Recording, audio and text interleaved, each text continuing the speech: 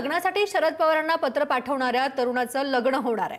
बुलढाण्यातील मानस फाउंडेशनने संबंधित मुलाच्या लग्नाची जबाबदारी घेतली आहे। मानस फाउंडेशन स्थळ शोधून तरुणाचं लग्न लावून देणार आहे। अकोल्यात एका कार्यक्रमासाठी शरद पवार गेले होते, त्यावेळी एका तरुणानं माझं लग्न होत नाही, मला लग्नासाठी मुलगी हवी असं पत्र पवारांना दिलं होतं आणि याच मुलाचं आता लग्न होणार आहे।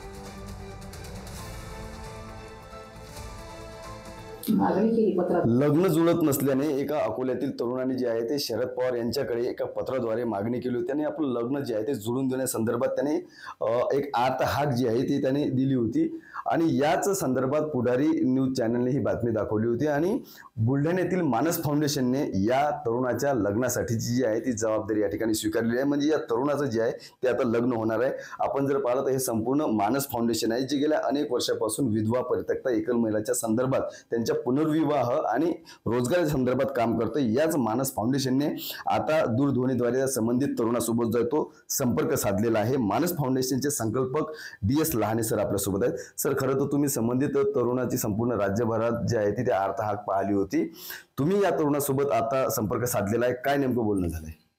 काय झालं, आम्ही आपल्या पुढारी चॅनलला ही बातमी ऐकली आणि तेव्हापासून आमच्या मनामध्ये आलं की अशा अनेक तरुणांचे लग्न आपण लावून दिलेले आहेत, तर या तरुणांची जबाबदारी सुद्धा आपण स्वीकारू शकतो।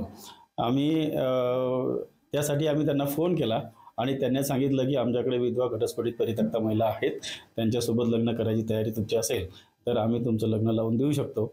आणि त्यासाठी 1-2 दिवसामध्ये आम्ही त्यांच्याकडे जाऊन त्यांची परिस्थिती पाहून घेणार आहे आणि त्यांना काही संबंध त्यांना सुचवणार आहे। मानस फाउंडेशन माध्यमातून कशा पद्धतीने काम केलं जाते?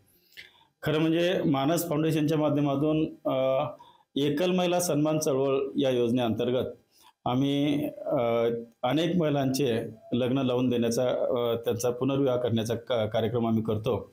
आतापर्यंत 115 महिलांचे आम्ही पुनर्विवाह करून दिलेले आहेत। खरं म्हणजे या समाजामध्ये 2 गोष्टी आहेत, एकीकडे तरुणांचे लग्न होत नाहीत आणि दुसरीकडे प्रत्येक जिल्ह्यामध्ये किमान 50,000 विधवा घटस्फोटित परित्यक्ता महिला अशा आहेत की ज्यांचं वय कमी आहे, 30-35 वर्षापर्यंतच त्यांचं वय आहे, परंतु त्या सुद्धा एकल महिला म्हणून त्या राहत आहेत।